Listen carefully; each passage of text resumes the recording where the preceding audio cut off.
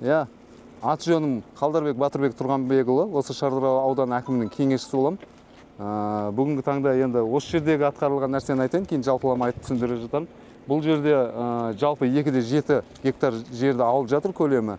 Бұл аудан әкімінің өзінің тікелей бастамасымен қолға алынған объекті.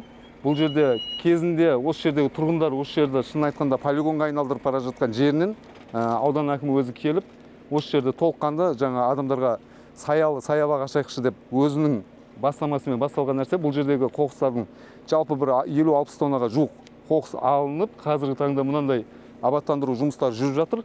Алдағы уақытта мына жерде полный тал егілетін болады. Бұл жерге 2000 тал сыйымдылығы есептеліп қойған. Ертең күзгі маусымда, тал егу маусымында осы жерге толық тал егетін боламыз. Және общий жалпы ауданда Таза Қазақстан экологиялық акциясы бағдарламасы аясында бірнеше жұмыстар атқарылып жатыр. Оның ішінде осы бізде 10 ауыл округі бар. Тек қана Шардара қаласымен емес, аудандағы ауылдық округтерді толық қамтып отырмыз. Жалпы ауданда 500-ден аса тонна қоқыс биылғы жылы 6 ай көлемінде алынып бітті. Алдағы уақытта бұл тоқтамайды. Бізде одан кейін ертең көре жатарсыздар, бізде су қоймасы бар. Сырдария су ағын су қоймасы. Соның жағалауында жалпы туристер келеді, бізге жан-жақтан келеді, тек қана Қазақстаннан емес, мына көршілер Өзбекстаннан да келіп жатады. Сол жерде де бізде арнайы аудан әкімінің қаулысымен бекітілген мобильный топ бар.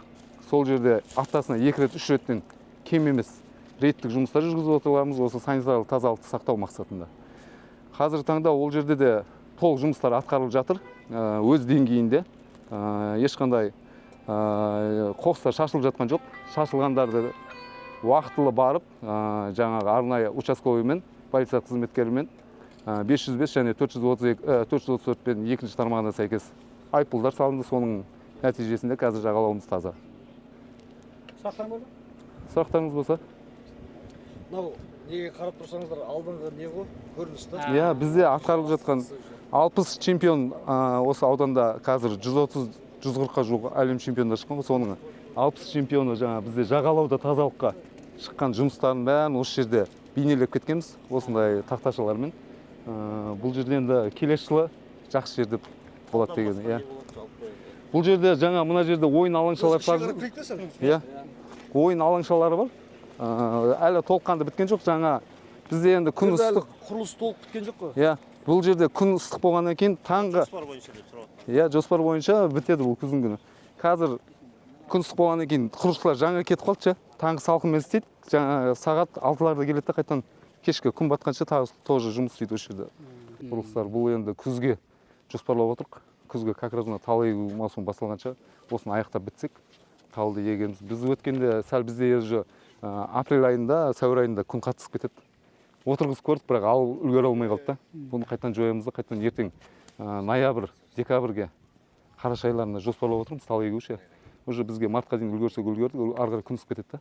Сол себепті сол кезде егеміз, ол алып кетеді. Өйткені біз болашақ паркіне біз былтыр желтоқсан айында отырғызғанбыз сол жерге. 3,5 түп тал егеміз, 100% қалды да. Сол себепті биыл соны қолға алып осы жерге қараша және желтоқсан айына жоспарлап отырмыз осы жер. Жер қатқанмай осы жерге отырғызып алсақ. Ауаға кеткен ақшамыз ба?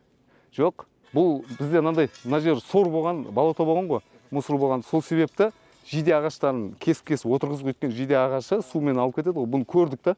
Бұл испытание ретінде. Бұл жерде бізде Қоссет деген ауылда жиде көп. Сол жерден кесіп әкеп отырғызып, бұл ақша шығарылмаған бұған ешқандай. Сөйтіп отырғызып, тәжірибе ретінде көрдік. Бірең-сараңдары алған. Бұны күзде отырғызатын болсақ алады екен да. Бізде Тораңғыл, Тоғайда Тораңғыл деген ағаш бар, және жиде ағаш бұл жерге жерсіне деген да. Сол испытание ретінде көрдік бұны. Өткен кеш болып қалды егуге. Бәрібір жоспар күзде еді. Сонда да көрейік те бір егіп көрдік. Сәуір айының ішінде. Бірақ бірең-сараң алды да.